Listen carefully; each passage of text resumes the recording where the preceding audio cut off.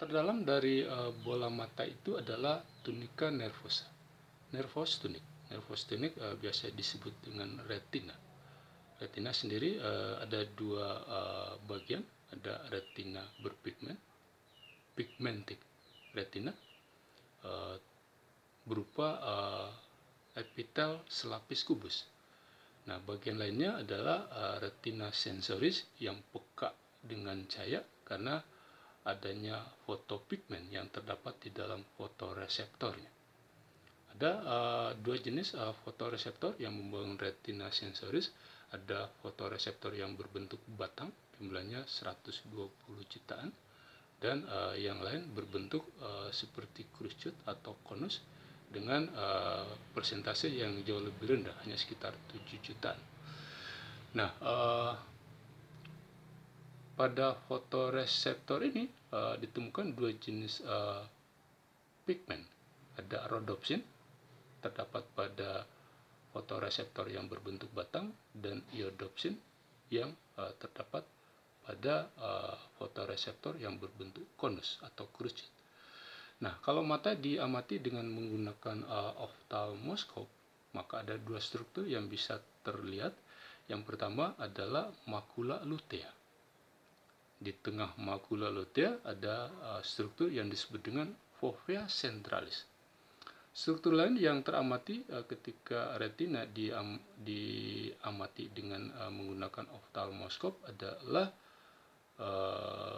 cakram optik. Cakram optik ini sebenarnya adalah bagian dari retina, tempat masuknya pembuluh darah yang melayani lapisan retina ini. Nah, di tempat yang sama pula proses sel-sel ganglion yang menyusun lapisan retina itu meninggalkan bola mata, kemudian keluar sebagai nervus opticus. Nah, daerah ini yang biasa disebut dengan bintik buta karena sama sekali tidak mengandung fotoreseptor. Nah, kalau daerah fovea centralis itu, kalau daerah macula lutea itu kita amati, itu posisinya ada di sini. Jadi di atasnya cakram optik ini.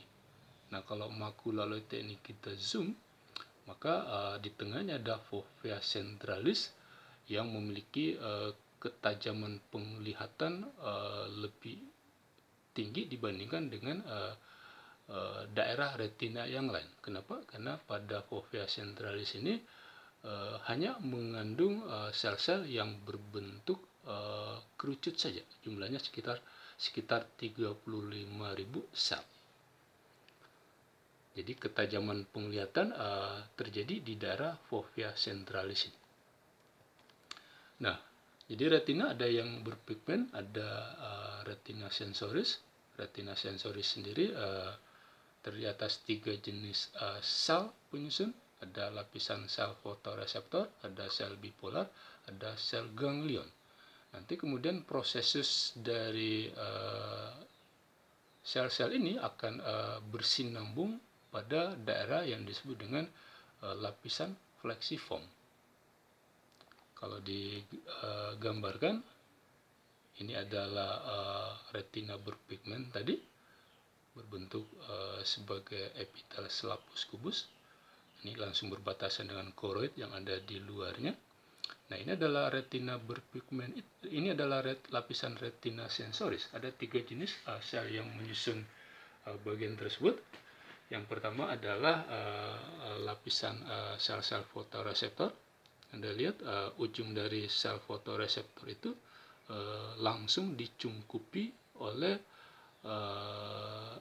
epitel yang menyusun retina berpigmen ini.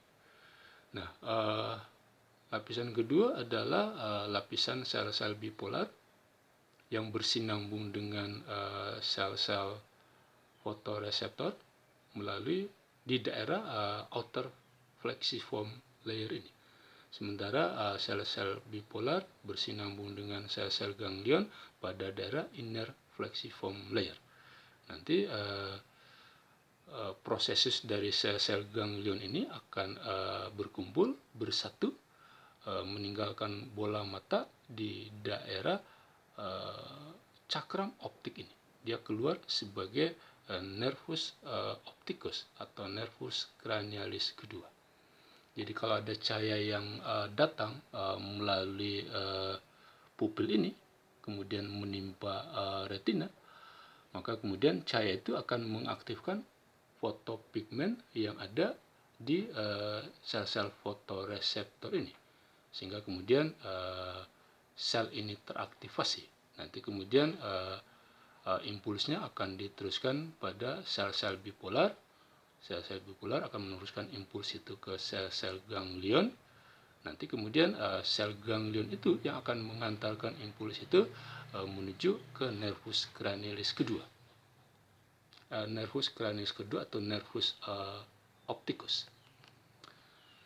Ini adalah bentuk dari sel-sel fotoreseptor. Ini yang batang, ini yang konus. Bagian yang peka cahaya ada di daerah outer segment ini, karena di membran yang tersusun seperti cakram ini terdapat si fotopigmen tadi, entah rhodopsin pada sel batang atau iodopsin pada sel konus. Jadi rhodopsin itu terdapat fotopigmen yang terdapat pada sel yang berbentuk batang, fotoreseptor batang, kemudian iodopsin pada fotoreseptor yang berbentuk konus. Rhodopsin ini yang tidak bisa membedakan cahaya.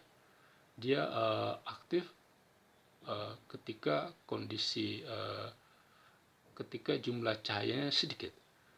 Nah, rhodopsin ini fotoreseptor batang ini ditemukan pada seluruh bagian retina kecuali pada daerah fovea centralis itu. Sementara konus yang mengandung iodopsin itu yang peka terhadap warna, perbedaan warna dikerjakan oleh si iodopsin ini. Nah, ketajaman penglihatan juga ditentukan oleh iodopsin yang terdapat pada fotoreseptor yang berbentuk kerucut ini. Ini sel konus ini ditemukan melimpah pada daerah fovea centralis yang ikut membangun makula lutea itu. Jadi mata kita hanya bisa mengindra objek yang bisa menerima dan memancarkan sinar pada radiasi sinar tampak. Jadi mulai dari panjang gelombang 380 nano hingga cahaya dengan panjang gelombang 750 nano. Ini yang disebut dengan radiasi sinar tampak. Merah, jingga, kuning, hijau, biru, nila ungu, Mejiku hibinio. Jadi hanya objek yang bisa menerima dan memancarkan cahaya pada radiasi sinar tampak ini yang bisa terindra oleh mata kita. Nah, yang berperan bereaksi terhadap kehadiran cahaya itu adalah rhodopsin pada sel-sel fotoreseptor yang berbentuk batang ini. Jadi kalau ada cahaya yang datang menimpa, maka retinol, molekul retinol yang tadinya berbentuk cis akan berubah menjadi trans. Dia akan teraktivasi membentuk trans. Nah, ketika dia membentuk trans, si retinol ini, maka protein G trimeric yang terkoneksi dia, subunitnya akan melepaskan diri. Jadi subunit alfa dari protein G trimeric ini akan lepas dari subunit beta dan gamma. Nanti kemudian protein subunit alfa ini akan menyebabkan channel ion Na+ yang tadinya terbuka kemudian menutup. Jadi rangkaiannya seperti ini, rangkaian reaksinya seperti ini. Jadi ini retinol dalam keadaan inaktif. Ketika ada cahaya, dia berubah jadi dari cis menjadi trans. Nah, ketika berubah menjadi trans, dia akan menyebabkan subunit alfa dari protein G trimeric itu melepaskan diri, kemudian menyebabkan channel ion Na+ menutup. Nah, setelah berubah menjadi trans ini, dia akan melepaskan diri dari opsin, kemudian akan bergabung kembali dengan opsin ketika strukturnya kembali berubah dari trans menjadi cis. Perubahan return dari trans menjadi cis ini membutuhkan hidrolisis ATP. Jadi itu yang terjadi. Jadi ini ketika masih dalam keadaan inaktif si retinolnya.